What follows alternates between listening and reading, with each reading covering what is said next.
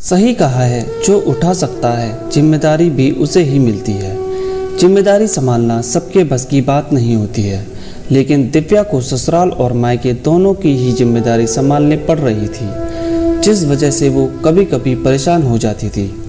दिव्या का कोई भाई नहीं था, एक छोटी बहन थी, तो माता पिता ने उसकी शादी घर के नज़दीक ही रिश्ता देखकर कर दी, ताकि मुसीबत के समय बेटी दामाद का सहारा मिल सके।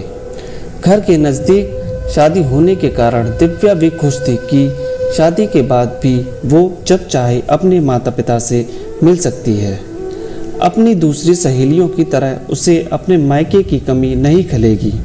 दिव्या का ससुराल संयुक्त परिवार था। घर में 2 ननद, देवर, सास ससुर थे, साथ में चाचा चाची, उनके 2 बच्चे भी रहते थे।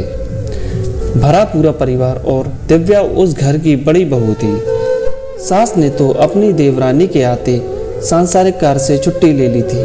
अब दिव्या के आने से चाची सास ने भी घर की सारी जिम्मेदारी उसके ऊपर डाल छुट्टी ले ली। जैसे उसने सोचा था कि जब चाहे मायके जा सकती है, वह नहीं हो पाता था।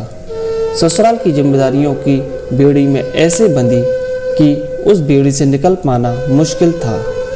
जैसे जैसे समय बीतता गया, दिव्या पर जिम्मेदारियों का बोझ पड़ता ही गया। दिव्या घर की बड़ी बहू होने के नाते खुशी खुशी अपनी जिम्मेदारी निभा रही थी, मगर बदले में उसे किसी का साथ नहीं मिलता था तो सिर्फ पति से आश्वासन। दिव्या कभी कभी झल्ला जाती थी। काम करते करते घर में इतने सारे लोग थे, मगर उसके साथ काम करने में कोई भी हाथ नहीं बटाता था। चचेरी ननद कभी कभी खाना बनाने में मदद कर दिया करती थी, कभी कभी उसके बच्चों को भी संभाल लिया करती थी, तो दिव्या को थोड़ी सी राहत मिल जाती थी। दिव्या के पति विनोद अच्छी नौकरी करते थे, तो माता पिता ने दोनों बहनों की शादी की जिम्मेदारी उसे ही निभाने के लिए दे दी थी। विनोद ने खुशी खुशी अपने दोनों बहनों की शादी की जिम्मेदारी निभाई, फिर अपने भाई की शादी की जिम्मेदारी भी निभाई। मगर शादी होते ही कुछ दिनों बाद विनोद का भाई बिन्नी घर से अलग हो गया।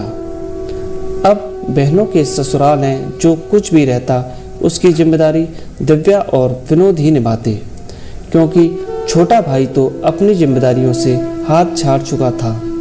दोनों एक जिम्मेदारी खत्म करते तो दूसरी जिम्मेदारी उनके सामने आकर खड़ी हो जाती थी। अपने माता पिता और सास ससुर की जिम्मेदारी भी अब उन पर आ पड़ी थी, क्योंकि दोनों के ही माता पिता अब उस उम्र में पहुंच चुके थे जहां दोनों को संभालना बहुत बड़ी जिम्मेदारी का काम था। दिव्या की छोटी बहन की शादी विदेश में रहने वाले लड़के के साथ हुई थी, तो वह विदेश में ही जाकर बस गई थी। दिव्या नज़दीक थी तो उनकी देखभाल दिव्या को ही करनी पड़ती।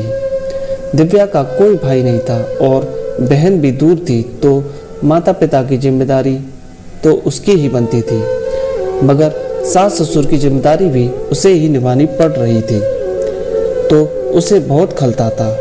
एक और भाई के रहते हुए भी सब कुछ उन लोगों को देखना पड़ रहा था, जिसका उसे बहुत गुस्सा आता था।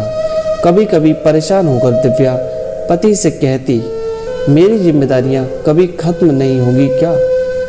तब विनोद उससे कहता, भगवान भी जिम्मेदारियां उसे ही सौंपते हैं जो जिम्मेदारियां उठाने के लायक होते हैं।